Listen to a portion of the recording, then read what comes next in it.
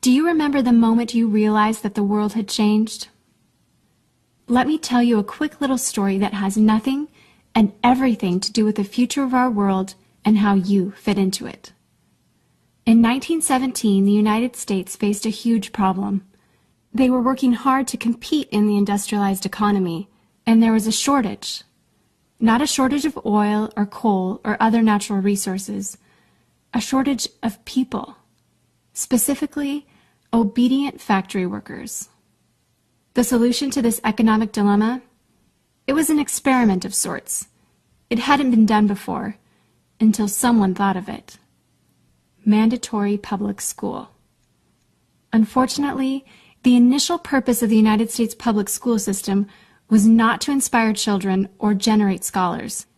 And it wasn't created for dreamers, people who color outside the lines, break the rules, and challenge the status quo. The public school system of the early 1900s was invented to create a nation full of adults who would obediently do their jobs in the factory assembly lines. Teaching kids to sit in straight rows and scheduling the entire day with the ringing of bells wasn't by chance. Punishing those who didn't conform was purposeful. These were the skills they would need to join the labor force. Intentional or not, this early method of turning dreamers into workers was an investment in the nation's economic future. And it worked. This then led to several generations of productive, fully employed workers. But it isn't working anymore. Why? Our economy has changed. We don't live in an industrialized economy anymore. We live in a connected economy. Right now, there are more users on Facebook than there were people on the planet 200 years ago.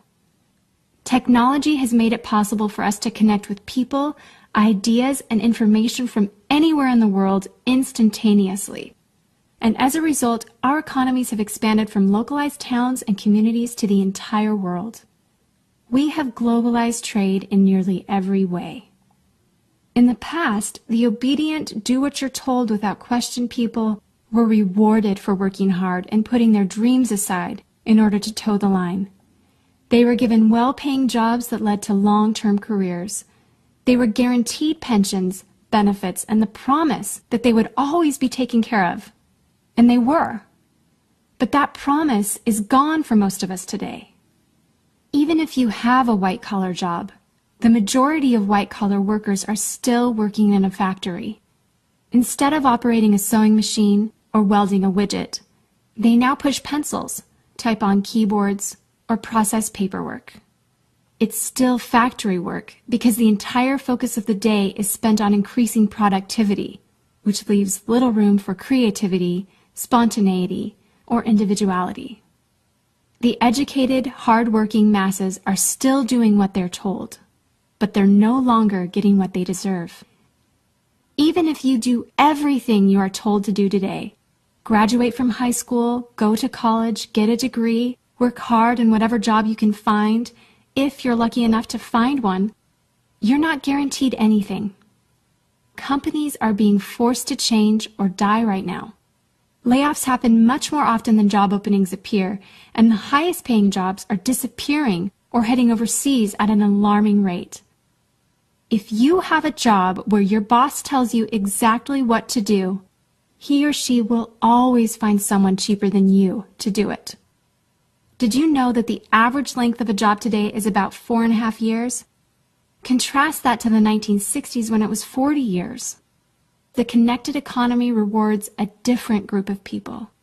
It rewards the people who see things differently, who don't conform, people who have ideas that no one else has, people who are willing to work hard but know that the old way of doing things is broken.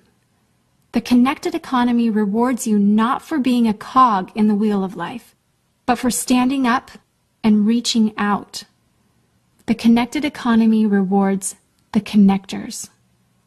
Whether it's connecting a person to a person, a business to a business to a product, or a product to a person, those who learn how to connect are the ones who will survive and excel in the connected economy. That is how the world has changed. It's not about to change. It already has. Things are different now, and they're not going back to the way they used to be. Look at Facebook. What's their product? It's you.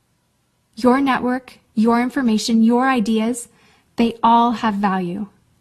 Does Facebook pay you for the money they make selling your information to advertisers? No. But we still use it because we have an innate desire to connect with people. In fact, neuroscientists have found that we are actually hardwired to connect with each other. Some people know how to leverage this innate ability in today's economy, but most don't. And because they don't know how to do it, most of them are paralyzed with fear, resisting the shift, despite clear indications telling them it's time to change. In 1917, a group of people performed an experiment that forever changed the way that we earned a living. The world today is facing another huge problem. We're facing a shortage of our own. Not a shortage of factory workers or consumers. The world has enough of those. We have a shortage today of dreamers and connectors. And so, we're holding our own little experiment. And you happen to be the subject of it. This 8-minute presentation was specifically designed to seek out and find the connectors around us. Those who recognize that we are on the brink of the next economic revolution, who are ready to thrive in the connected economy, and who are searching for the best way to do it. The internet and technology are rapidly changing the way that we do everything today, including how we make a living. It's not too late to embrace the change and find a way to make yourself relevant and profitable in our brave new world. And that's why we've invited you here today. We've created something that rewards you for connecting. It pays you for bringing people together behind a cause, product, or idea. And we have systematized it and made it so that you can do it from anywhere with anyone at any time. If you are passionate about helping people, if you are passionate about changing lives, if you want to position yourself to be a capitalizing force within the connected revolution instead of just a bystander, let's start now. Do you remember the moment you realized that the world had changed? How about the moment you realized you could change with it? Are you ready for the details?